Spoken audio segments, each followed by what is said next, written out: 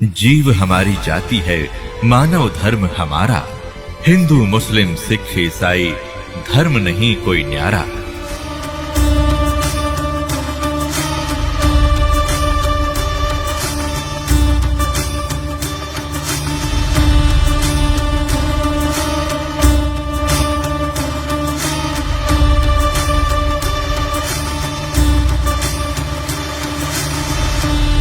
उस अमर वाणी का आपको कुछ अंश सुनाएंगे।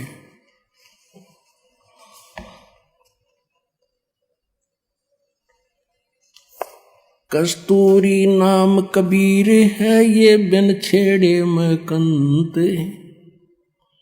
आद अंत की कहत हूँ, पटतर कोई न संत। कहते नैनो मद निरखत रहे, वो अवगत नाम कबीर। बेड़ा पार लगाए हूँ, सुरत सरोवर तीर।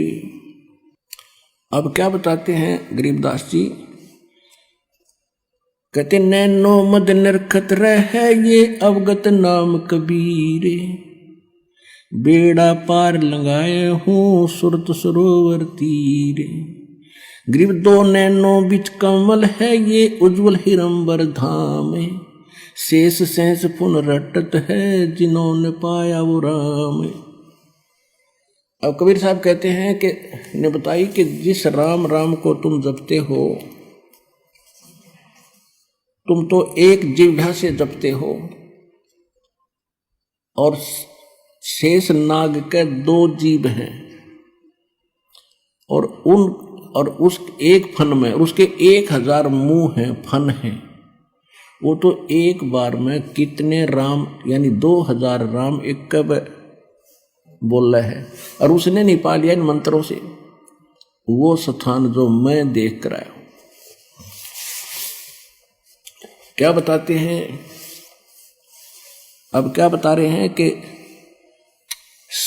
दो नैनो बीच कमल है, आगे कमल जिसको त्रिकुटी कमल कहते हैं। दो नैनो बीच कमल है, वो उजल हिरंबर धाम। शेष सहस पुन रटत है, जिन्होंने पाया वो राम। सहस 88 ना गए, ये 2400 पर चोखे। 3300 पर तलब है, ये कोई बकरा कोई भूखे। कहते उस स्थान पर यानी पूर्ण मोक्ष प्राप्ति का मार्ग ना 88,000 ऋषियों को प्राप्त हुआ, और ना 33 करोड़ इन देवताओं को प्राप्त हुआ, और न ही ये 24 अवतार आप मानते हो इनको प्राप्त हुआ। ये तो अपना कर्म अनुसार कभी बकरा, कभी बोक, कभी गधे, कुत्ते, सूर की योनियां भी भोग रहे हैं तुम्हारे भगवानों तक। सहस 88 ना गए, ये 2400 पर चोखे। इन 3300 पर तलब है, कोई बकरा कोई भूखे। सहस 88 5 में भाई 2500 को पूछे। ये तो अस्थिर है नहीं, कबे मुकाम कबे कूच। ना सतगुरु जननी जने, जाके माने बापे। कबीर साहब की साखी दे रहे हैं, आंखों देखी गरीबदास जी।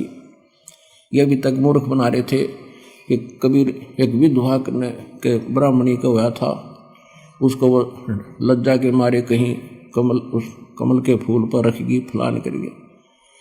अगर ऐसे कोई बात थी, तुम इतने जानकार हो तो उस बेटी का नाम बता दो, उसके बाप का नाम बताओ, उसके पति कौन मरा था, कोई हिस्ट्री तो दिखा दो।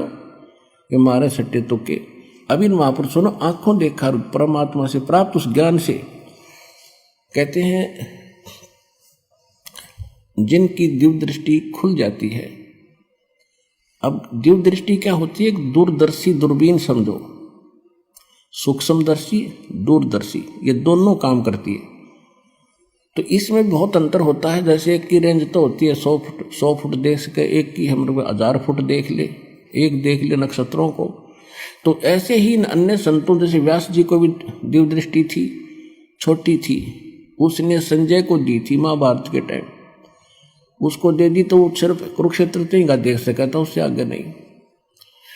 तुलसीदास जी को तो जो दृष्टि थी वो केवल श्री राम तक ही सीमित रहा, और परमात्मा ने गरीबदास जी को दिव्य दृष्टि दी। उसने असंख्य युगों का पहले का सतलोक और असंख्य लोकों की जानकारी दी, और पहले जो घटना घटी वो ज्यों की तो वो बता सकते हैं। जैसे तुलसीदास जी ने लाखों वर्ष पहले घटी रामायण को अपने शब्दों में ज्यों का त्यों चित्रार्थ कर दिया, बिल्कुल सही है, लेकिन वो सचखंड सतलोक के बारे में नहीं जान सका, उसकी वह दिव्य दृष्टि की रेंज बहुत कम थी। इसी प्रकार गरीबदास जी को परमात्मा ने जो दिव्य दृष्टि दी, उन्होंने असंख्यों वर्ष जन्म पहले का, असंख्यों युगों का और इन युगों का भी सारा लेखा गिनवा दिया, किसके साथ क्या क्या बना था। ये जो भी क्रिया आप कर रहे हो, जिस भी जीवन में आप रहे हो, जैसे भी आपकी ज्यों की तो आपके अंदर फीड होती है और एक उस धर्मराज के दरबार में आपकी फिल्म जाती है, और जिनकी दिव्य दृष्टि खुल जाती है प्रत्येक की देख लेते हैं, उसको चला कर देख लेते, उसके अंतःकरण में, और इसने क्या क्या जन्म भोगे, पहले ये क्या बना, पहले इसने क्या किया, कैसे था। तो ये आध्यात्मिक एक दूरबीन है दिव्य दृष्टि। तो गरीबदास उस आधार से कह रहे हैं कि ना सतगुरु जननी जने जिनके माने बापे, और पिंड ब्रह्मंड से रहित है जाना तीनों ताप। वो तो वहाँ से स्थान पर रहते हैं जहाँ पर ये कोई कष्ट नहीं है, और परमात्मा की कोई माता पिता नहीं थी। और स्वयं परमात्मा ने अपनी वाणी में, कबीर जी ने कहा है, मात पिता मेरे कुछ नाही, ना मेरे गरदासी, जुल्हे का सुत आण कहाया, ये जगत करे मेरी हंसी।